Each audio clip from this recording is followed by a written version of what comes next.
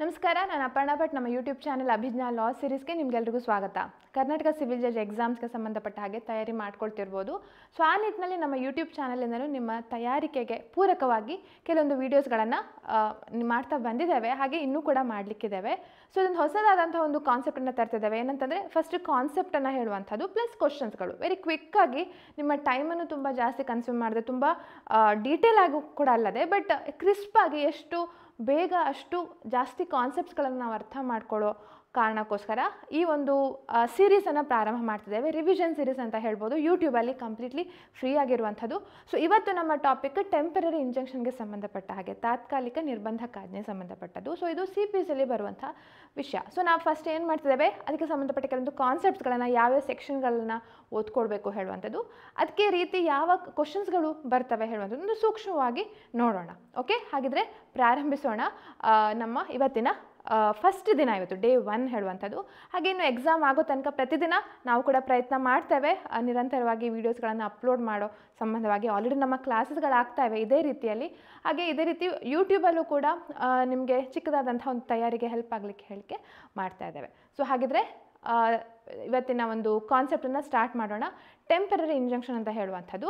So ನೋಡಿ, temporary ಇಂಜಂಕ್ಷನ್ಗೆ ಸಂಬಂಧಪಟ್ಟ ಹಾಗೆ ನಮಗೆ ಬೇಸಿಕ್ ಆಗಿರುವಂಥದ್ದು ಆರ್ಡರ್ 39 ನಾವು ಕಾಣ್ತೇವೆ. ಈ ಆರ್ಡರ್ 39 ಅಂತ ಬಂದಾಗ ಇದರಲ್ಲಿ ಇಷ್ಟು ರೂಲ್ 1 to 5 ತನಕ ಟೆಂಪರರಿ ಇಂಜಂಕ್ಷನ್ಗೆ ಸಂಬಂಧಪಟ್ಟ ಹಾಗಿರುವಂಥದ್ದು. ಹಾಗೆ ರೂಲ್ 6 to 10 ಇಂಟರ್ಲಾಕ್ಯುಟರಿ ಆರ್ಡರ್ಸ್ ಅಂತ ಹೇಳುವಂಥದ್ದು.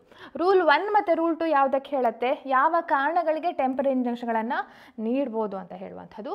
Plus rule 2A very important. ಒಂದು ವೇಳೆ ಆ ಇಂಜಂಕ್ಷನ್ ಆರ್ಡ್ರನ್ನು ಇದು ಡಿಸೊಬೆ ಮಾಡಿದರು, ಆವಾಗ ಉಲ್ಲಂಘನೆ ಮಾಡಿದರು, ಆವಾಗ ಏನು ಕಾನ್ಸಿಕ್ವೆನ್ಸ್ ಆಗುತ್ತೆ ಹೇಳುವಂಥ ವಿಚಾರ 2A ಅಲ್ಲಿ ಹೇಳ್ತಾರೆ.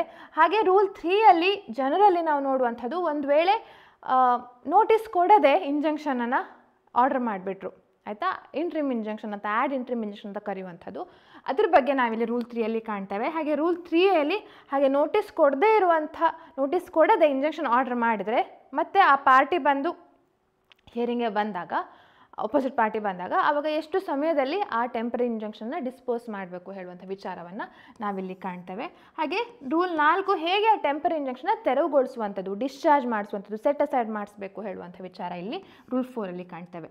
ರೂಲ್ 5 ಅದಕ್ಕೆ ಸಂಬಂಧಪಟ್ಟ ಹಾಗೆ ಈ ಕಾರ್ಪೊರೇಷನ್ಗೆ ಸಂಬಂಧಪಟ್ಟ ಹಾಗೆ ಇಂಜಂಕ್ಷನ್ ನಾವು ನೋಡ್ತೇವೆ. ಇದೇನು ಅಷ್ಟು ರೂಲ್ 5 ಅಷ್ಟು ಇಂಪಾರ್ಟೆಂಟ್ ಅಲ್ಲ, ಬಟ್ ಈ ರೂಲ್ 1 to ರೂಲ್ 4 ಎಲ್ಲದೂ ಕೂಡ ಇಂಪಾರ್ಟೆಂಟ್ ಆಗುವಂಥದ್ದು. ಸೊ ಆರ್ಡರ್ 39 ಅಷ್ಟೇ ಅಲ್ಲ, we also have section wise ನೋಡ್ಲಿಕ್ಕೆ ಹೋದರೆ ಪಾರ್ಟ್ 6 ಸಪ್ಲಿಮೆಂಟ್ರಿ ಪ್ರೊಸೀಡಿಂಗ್ಸ್ ಅಂತ ಹೇಳಿ ನಾವು ಕಾಣ್ತೇವೆ. ಇನ್ಸಿಡೆಂಟಲ್ ಪ್ರೊಸೀಡಿಂಗ್ಸ್, ಸಪ್ಲಿಮೆಂಟಲ್ ಪ್ರೊಸೀಡಿಂಗ್ಸ್ ಅಂತ ಹೇಳಿ ಎರಡು ವಿಚಾರ ಇದೆ. Incidental proceedings commission, supplemental proceedings ಅಂದರೆ ಈ ವಿಚಾರಗಳು ಬರ್ತವೆ. ಸೊ ಸಪ್ಲಿಮೆಂಟಲ್ ಪ್ರೊಸೀಡಿಂಗ್ಸ್ ಅಂದರೆ ಏನು, ಸೆಕ್ಷನ್ 94, 95 ಬರುವಂಥದ್ದು.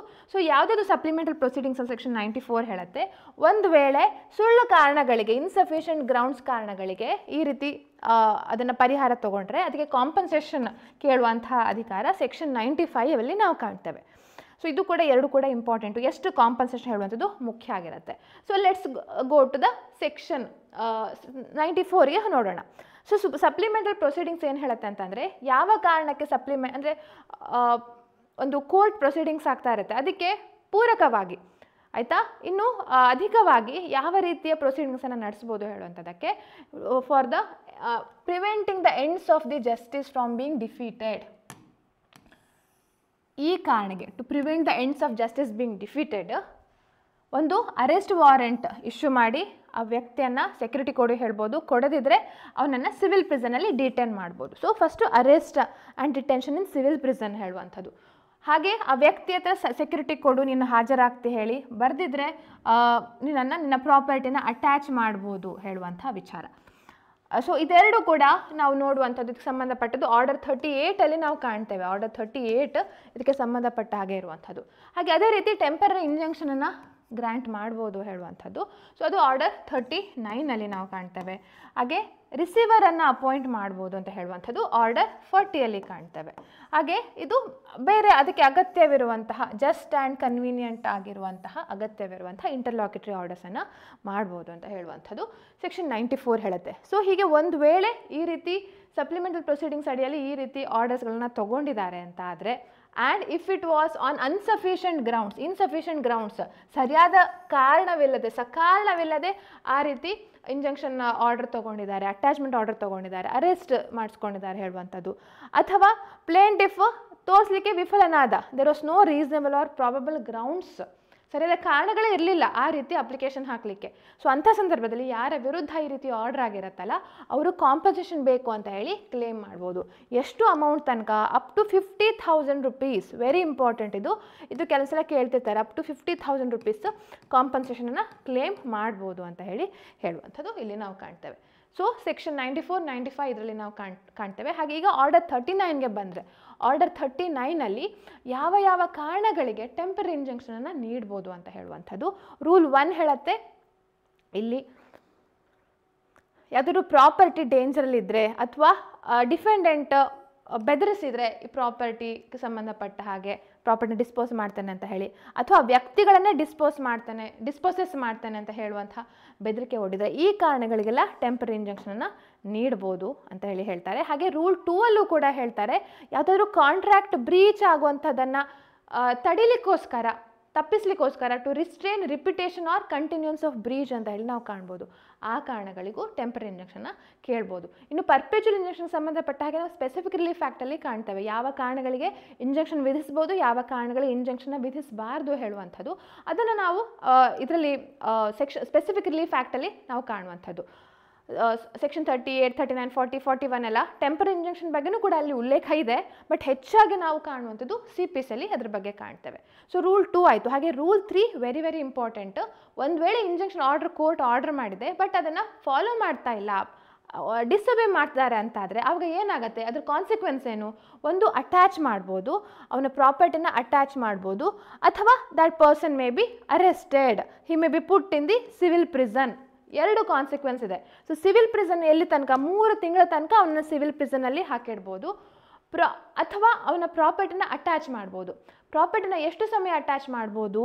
1 ವರ್ಷ ತನಕ ಅಟ್ಯಾಚ್ ಮಾಡ್ಬೋದು. 1 ವರ್ಷ ತನಕ ಆ ಪ್ರಾಪರ್ಟಿ ಅಟ್ಯಾಚ್ ಆಗಿದ್ದು ಸಹ ಆದರೂ ಆ ಡಿಸೊಬೀಡಿಯನ್ಸ್ ಕಂಟಿನ್ಯೂ ಆಗ್ತಾ ಇದೆ ಅಂತಾದರೆ ಆವಾಗ ಆ ಪ್ರಾಪರ್ಟಿನ ಸೇಲ್ ಮಾಡಿ ಆ ಸೇಲ್ ಪ್ರೊಸೀಡ್ಸಿಂದ ಏನು ಹಣ ಬರುತ್ತೆ ಅದನ್ನು ಕಾಂಪನ್ಸೇಷನ್ ಆಗಿ ಯಾವ ವ್ಯಕ್ತಿಗೆ ಪಾಪ ಅವನ ಹಕ್ಕು ಉಲ್ಲಂಘನೆ ಆಗಿದೆ ಅವನಿಗೆ ಕಾಂಪನ್ಸೇಷನ್ ಆಗಿ ನೀಡ್ಬೋದು ಅಂತ ಇಲ್ಲಿ ಹೇಳುವಂಥದ್ದು.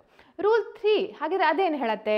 ರೂಲ್ 3 ಹೇಳುತ್ತೆ, ನಾರ್ಮಲಿ ನೋಟಿಸ್ ಕೊಡಬೇಕು. ಇಂಜೆಕ್ಷನ್ ಕೊಡೋಕ್ಕಿಂತ ಮುಂಚೆ ಅಪೋಸಿಟ್ ಪಾರ್ಟಿಗೆ ನೋಟಿಸ್ ಕೊಡಬೇಕು. ಒಂದು ವೇಳೆ it is very urgent, so without giving notice of the application opposite ಪಾರ್ಟಿಗೆ ಯಾಕೆ ಹಾಗೆ ನೋಟಿಸ್ ಕೊಡೋದಿಲ್ಲ? ಆ purpose would be defeated by delay ಆ ಕಾರಣಕ್ಕೋಸ್ಕರ ಇಂಜೆಕ್ಷನ್ ತೊಗೊಳ್ಳೋ ಪರ್ಪಸೇ ಡಿಫೀಟ್ ಆಗುತ್ತೆ ಅಂತಾದರೆ ಆವಾಗ ಅಪೋಸಿಟ್ ಪಾರ್ಟಿಗೆ ನೋಟಿಸ್ ಕೊಡದೆ ಇಂಜೆಕ್ಷನನ್ನು ನೀಡ್ಬೋದು. ಬಟ್ ಇಂಜೆಕ್ಷನ್ ನೀಡಿದ ಕೂಡಲೇ ಏನು ಮಾಡಬೇಕು? ಕಂಪ್ಲೇಂಟ್ಸ್ ಅಂತ ಹೇಳಿ ನಾವೇನು ಹೇಳ್ತೇವೆ, ಒಂದು ಆ ಅಫಿಡಾವಿಟ್ ಅದನ್ನು ಅವನಿಗೆ ಕಳಿಸ್ಕೊಡ್ಬೇಕು ಅಪೋಸಿಟ್ ಪಾರ್ಟಿಗೆ, ಎಲ್ಲ ರಿಜಿಸ್ಟರ್ ಪೋಸ್ಟ್ ಮುಖಾಂತರ ಇಮಿಡಿಯೇಟ್ಲಿ ಏನು ಕಳಿಸ್ಕೊಡ್ಬೇಕು? ಆ ಇಂಜೆಕ್ಷನ್ ಆರ್ಡರ್ನ ಕಳಿಸ್ಕೊಡ್ಬೇಕು, ಪ್ಲಸ್ ಅಫಿಡಾವಿಟ್ ಕಾಪಿಯನ್ನು ಕಳಿಸ್ಕೊಡ್ಬೇಕು, ಪ್ಲೇನ್ ಕಾಪಿಯನ್ನು ಕಳಿಸ್ಕೊಡ್ಬೇಕು, ಪ್ಲಸ್ ಡಾಕ್ಯುಮೆಂಟ್ಸ್ಗಳನ್ನು ಕಳಿಸ್ಕೊಡ್ಬೇಕು, ಪ್ಲಸ್ ಇದನ್ನು ಕಳಿಸ್ಕೊಟ್ಟಿದ್ದೇವೆ ಹೇಳುವಂಥ ಒಂದು ದಾಖಲೆಯನ್ನು ಅದೇ ದಿನ ಅಥವಾ ಅದರ ಮರುದಿನ, ಆಯಿತಾ, immediately next day or on the same day affidavit ಮುಖಾಂತರ ನಾವು ಈ ರೀತಿ ಡಾಕ್ಯುಮೆಂಟ್ಸ್ನ ಕಳಿಸ್ಕೊಟ್ಟಿದ್ದೇವೆ ಹೇಳುವುದನ್ನು ಸಲ್ಲಿಸಬೇಕು. ಸೊ ಕಂಪ್ಲೈನ್ಸನ್ನು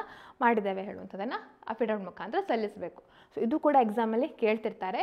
ಹಾಗೆ ಈ ನೋಟಿಸ್ ಕೊಡದೆ ಒಂದು ಇಂಜೆಕ್ಷನ್ ಆರ್ಡರ್ ತೊಗೊಂಡಿದ್ದಾರೆ, ಸೊ ಅದು ಆವಾಗ ಆಪೋಸಿಟ್ ಪಾರ್ಟಿ ಆಮೇಲೆ ಬಂದು ಕ್ವಶನ್ ಮಾಡ್ತಾರಲ್ವ, ಸೊ ಅಂಥ ಸಂದರ್ಭದಲ್ಲಿ ಹಿಯರಿಂಗ್ ಇರುತ್ತೆ.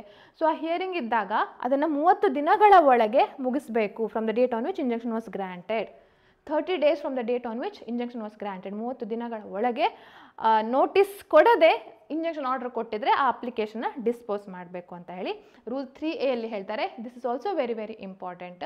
ಹಾಗೆ ರೂಲ್ 4 ಅಲ್ಲಿ ಅದನ್ನು ತೆರವುಗೊಳಿಸುವಂಥದ್ದು, ಏನು ಅಪ್ಲಿಕೇಶನನ್ನು ಇಂಜೆಕ್ಷನ್ ಆರ್ಡರ್ ಮಾಡಿರ್ತಾರೆ ಅದನ್ನು ಡಿಸ್ಚಾರ್ಜ್, ವೇರಿ ಅಥವಾ ಸೆಟ್ ಅಸೈಡ್ ಮಾಡಿಸ್ಬೋದು ಅಂತ ಹೇಳಿ ರೂಲ್ 4 ಅಲ್ಲಿ ನಾವು ಕಾಣ್ಬೋದು. ಹಾಗೆ ರೂಲ್ 5 ಅಲ್ಲಿ the injection to corporation binding on its officer. ಒಂದು ಕಾರ್ಪೊರೇಷನ್ ಕಂಪನಿಗೆ ಒಂದು ಇಂಜೆಕ್ಷನ್ ಆರ್ಡರ್ ಮಾಡಿದ್ದಾರೆ ಅಂತಾದರೆ ಅದು ಅದರ ಮೆಂಬರ್ಸು ಆಫೀಸರ್ಸ್ಗೂ ಕೂಡ ಅದು ಅಪ್ಲೈ ಆಗುತ್ತೆ ಅಂತ ಹೇಳುವಂಥದ್ದು. ಸೊ ಇಷ್ಟು ಪ್ರಾವಿಷನ್ಸು ಟೆಂಪರರಿ ಇಂಜೆಕ್ಷನ್ಗೆ ಸಂಬಂಧಪಟ್ಟಾಗಿರುವಂಥದ್ದು.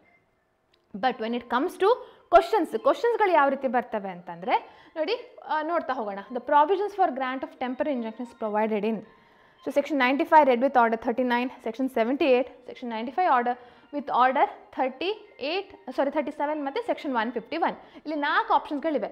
ಸೊ ಒಂದು ಸೆಕ್ಷನ್ ಬೇಸ್ಡ್ ಕ್ವಶನ್ನು. ನಾವು ಆರ್ಡರ್ 39 ನಮ್ಗೆ ಗೊತ್ತಿರುವಂಥದ್ದು, ಸೆಕ್ಷನ್ 95 ಡೈರೆಕ್ಟ್ ಆಗಲ್ಲ, ಬಟ್ ಸುಳ್ಳು ಇಂಜೆಕ್ಷನ್ ಆರ್ಡರ್ ತೊಗೊಂಡ್ರೆ ಅಪ್ಲೈ ಆಗುವಂಥದ್ದು. So section 94 red with order 39 ಅಂತ ಬಂದರೂ ಕರೆಕ್ಟ್ ಆಗುತ್ತೆ, ಅಥವಾ ಸೆಕ್ಷನ್ 95 ರೆಡ್ ವಿತ್ ಆರ್ಡರ್ 39 ಅಂತ ಬಂದರೂ ಕರೆಕ್ಟ್ ಆಗುತ್ತೆ. ಸೊ ಇದರ ಆನ್ಸರ್ ಯಾವುದಾಗುತ್ತೆ? A is the correct answer. Next question ನೋಡೋಣ. Which of the following is not a supplemental proceeding? Supplemental proceeding ಯಾವ್ದು? Temporary injunction, arrest and detention, ಅಥವಾ ಅಟ್ಯಾಚ್ಮೆಂಟ್, ಅಥವಾ appointment of receiver. ಇದು 4 ಸಪ್ಲಿಮೆಂಟಲ್ ಪ್ರೊಸೀಡಿಂಗ್ಸ್. ಬಟ್ ಇಲ್ಲಿ ಏನು ಆಪ್ಷನ್ಗಳನ್ನು ಕೊಟ್ಟಿದ್ದಾರೆ? Grant of temporary injunction, appointment of receiver, direction to defendant to furnished security. ಹೌದು, security ಕೊಡುವಂಥದ್ದು ಒಂದು ಸಪ್ಲಿಮೆಂಟಲ್ ಪ್ರೊಸೀಡಿಂಗ್ಸಲ್ಲಿ ಬರುವಂಥದ್ದು. ಸೆಕ್ಯೂರಿಟಿ ನೀಡದಿದ್ರೆ ಆಮೇಲೆ ಅರೆಸ್ಟಾ ಅಥವಾ ಅಟ್ಯಾಚ್ಮೆಂಟಾ ಮಾಡ್ಬೋದು. ಹಾಗೆ D, issuance of a commission. Commission appoint ಮಾಡುವಂಥದ್ದು ಕೂಡ it is one of the proceeding, but ಅದು ಸಪ್ಲಿಮೆಂಟಲ್ ಪ್ರೊಸೀಡಿಂಗ್ ಅಂತ ಹೇಳೋದಿಲ್ಲ, ಅದಕ್ಕೆ ಇನ್ಸಿಡೆಂಟಲ್ ಪ್ರೊಸೀಡಿಂಗ್ ಅಂತ ಹೇಳಿ ಹೇಳ್ತಾರೆ. ಸೆಕ್ಷನ್ 75 ಹಾಗೂ ಆರ್ಡರ್ 26 ಅದಕ್ಕೆ ರೆಲೆವೆಂಟ್ ಇರುವಂಥದ್ದು. So D is the answer year. Next question. Under order 39 rule 2A of CPC, what order may the court pass against the party who is guilty of breach of injunction?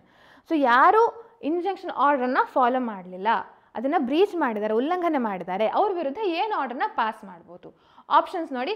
Attachment of property of the guilty, payment of compensation, decreeing the suit against the guilty, and payment of the cost.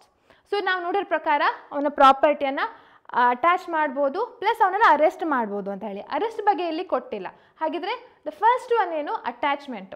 ಪ್ರಾಪರ್ಟಿನ attach ಮಾಡಬೇಕು, 1 ವರ್ಷ ಆದರೂ attachment continue ಆದರೆ ಆಮೇಲೆ ಅದನ್ನು sale ಮಾಡಿ compensation ಕೊಡಿಸ್ಬೋದು. So A is the proper answer here. Next question. ಇನ್ನೊಂದು ಯಾವ ರೀತಿ ಕ್ವಶನ್ ಬರುತ್ತೆ? ಟೈಮ್ ಲಿಮಿಟ್ ಮೇಲೆ ಬರುವಂಥದ್ದು. ಸೊ ಇದೇನಿದು ನೋಡಿ, where any injunction is passed without giving notice to opposite party, ಅಂದರೆ ಆ್ಯಡ್ ಇಂಟ್ರಿಮ್ ಇಂಜಂಕ್ಷನ್ ಅಂತ ಹೇಳಿ ಹಾಗೂ ಕೂಡ ಕೇಳ್ತಾರೆ, ಅಥವಾ ಎಕ್ಸ್ ಪಾರ್ಟಿ ಇಂಜಂಕ್ಷನ್ ಅಂತ ಕೂಡ ಆ ಶಬ್ದದಲ್ಲಿ ಡಿನೋಟ್ ಮಾಡ್ತಾರೆ. ಸೊ ಅಂಥ ಇಂಜಂಕ್ಷನ್ ಪಾಸ್ ಮಾಡಿದಾಗ the court will try to decide the application.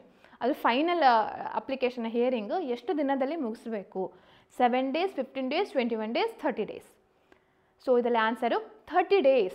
D is the answer. 30 ದಿನದಲ್ಲಿ ಇದು ಮಾಡಬೇಕಾಗತ್ತೆ. Next question. Attachment of property attach shall remain operative under order 39 rule 2A of CPC for a period of.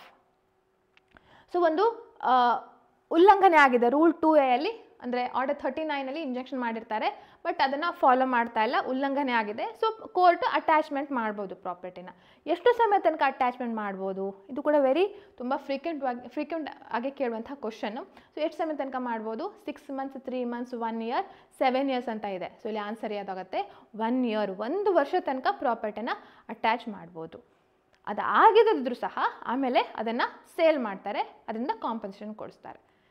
Okay, so this was ಒಂದು general ಇದು ನಾನು ಹೇಳಲಿಕ್ಕೆ ಇಷ್ಟಪಟ್ಟದ್ದು, ಹೇಗೆ temporary injection ಮೇಲೆ ಕ್ವಶನ್ಗಳನ್ನ ಕೇಳ್ತಾರೆ ಮತ್ತು ಯಾವ್ಯಾವ ಕಾನ್ಸೆಪ್ಟ್ಸ್ಗಳನ್ನು ಸ್ಟಡಿ ಮಾಡಬೇಕು ಅಂತ ಹೇಳಿ. ಸೊ ಹಾಗೆ ಪ್ರತಿದಿನವೂ ಕೂಡ ಒಂದು ಕಾನ್ಸೆಪ್ಟ್ ತೊಗೊಳ್ಳೋಣ, ಅದಕ್ಕೆ ಸಂಬಂಧಪಟ್ಟ ಕ್ವಶನ್ಸ್ಗಳನ್ನು ನಾವು ನೋಡ್ತಾ ಹೋಗೋಣ. ಸೊ ಇನ್ನು ನಿಮಗೆ ಡೀಟೇಲ್ ಆದಂಥ ಈ ರೀತಿ ರಿವಿಷನ್ ಬೇಕಂತಂದರೆ we already have an ongoing batch.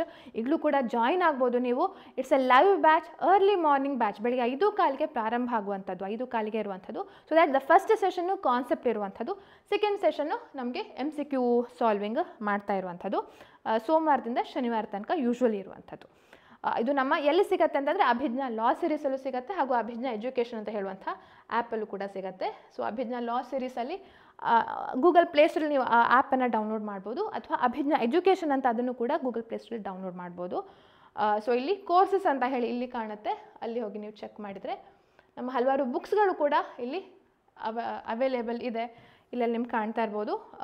ಈಗ ಸದ್ಯಕ್ಕೆ ಜುಡಿಷರಿ ಎಕ್ಸಾಮ್ಗೆ ಸಂಬಂಧಪಟ್ಟ ಹಾಗೆ, ಪ್ರಿಲಿಮ್ಸ್ಗೆ ಸಂಬಂಧಪಟ್ಟ ಹಾಗೆ ನಿಮಗೆ ಕ್ವಿಕ್ಕಾಗಿ ಹೆಲ್ಪ್ ಆಗುವಂಥ ಅಲ್ಟಿಮೇಟ್ ರಿವಿಷನ್ ಈ ಒಂದು ಕೋರ್ಸ್ ಇದೆ. ಹಾಗೂ ಬುಕ್ ಕೂಡ ಇಲ್ಲಿ ಕಾಣ್ತೇವೆ, ಕೋಂಬೋ ಬುಕ್ಸ್ಗಳು ಕೂಡ ಇವೆ. ಅಥವಾ ಇಲ್ಲಿ ಯೂಟ್ಯೂಬಲ್ಲಿ ಡಿಸ್ಕ್ರಿಪ್ಷನ್ ಇದು ಸ್ಟೋರ್ ಅಂತ ನಿಮ್ಗೆ ಕಾಣ್ತಾ ಇರ್ಬೋದು, ಅಲ್ಲಿ ಕೂಡ ನಮ್ಮ ಬುಕ್ಸ್ಗಳ ಬೇರೆ ಬೇರೆ ಬುಕ್ಸ್ಗಳದು ಲಭ್ಯತೆ ಇದೆ, ಅದನ್ನು ಕೂಡ ನೀವು ಅಲ್ಲಿ ಪರ್ಚೇಸ್ ಮಾಡ್ಬೋದು.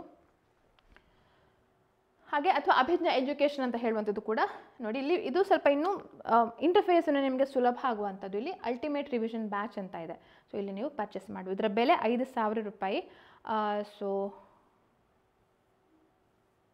ಇಲ್ಲಿ ಜಾಯಿನ್ ಬ್ಯಾಚ್ ಅಂತ ಹೇಳಿ ಇಲ್ಲಿ ಕಂಟೆಂಟ್ ಅಂತ ನೋಡಿದರೆ you can find it here. 25 lessons ಅಂತ ಹೇಳಿ ಆಲ್ರೆಡಿ ಇಷ್ಟ ಆಗಿದೆ ಲೆಸನ್ಸ್.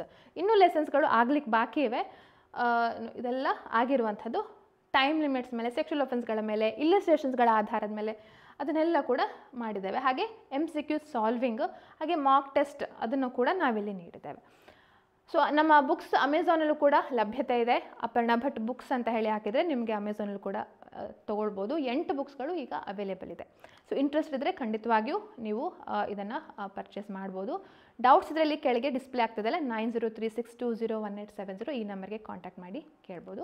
ಸೊ ಇನ್ನೊಂದು ಹೊಸದಾದ ಕಾನ್ಸೆಪ್ಟು ಮತ್ತು ಅದಕ್ಕೆ ಸಂಬಂಧಪಟ್ಟ ಕ್ವಶನ್ಸ್ಗಳೊಟ್ಟಿಗೆ ನಿಮ್ಮೊಟ್ಟಿಗೆ ಹಾಜರಾಗ್ತೇನೆ ನೆಕ್ಸ್ಟ್ ಕ್ಲಾಸಲ್ಲಿ. ಸೊ ಅಲ್ಲಿ ತನಕ ಈ ವಿಡಿಯೋ ಎಷ್ಟಾಗಿದ್ದರೆ ನಿಮ್ಮ ಫ್ಯಾಮಿಲಿ ಫ್ರೆಂಡ್ಸ್ ಯಾರು ಜುಡಿಷರಿ ಎಕ್ಸಾಮ್ ಬರೀತಿದ್ದಾರೆ ಅಥವಾ ಮುಂದೆ ಬರಲಿಕ್ಕಿದ್ದಾರೆ, ಮುಂದಿನ ವರ್ಷ ಬರಲಿಕ್ಕಿದ್ದಾರೆ, ಅವರಿಗೂ ಕೂಡ ಶೇರ್ ಮಾಡಿ ಅಂತ ಹೇಳ್ತಾ ಈ ಕ್ಲಾಸನ್ನು ಮುಗಿಸ್ತಾ ಇದ್ದೇನೆ. ನಮಸ್ತೆ, ಧನ್ಯವಾದ.